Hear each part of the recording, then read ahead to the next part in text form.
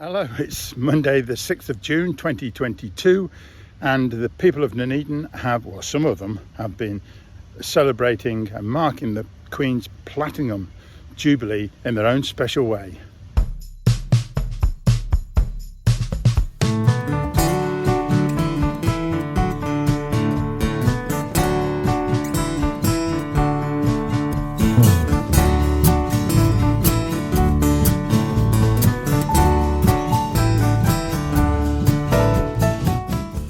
Yep, as you can see, they've put a Union flag on top of Mount Judd.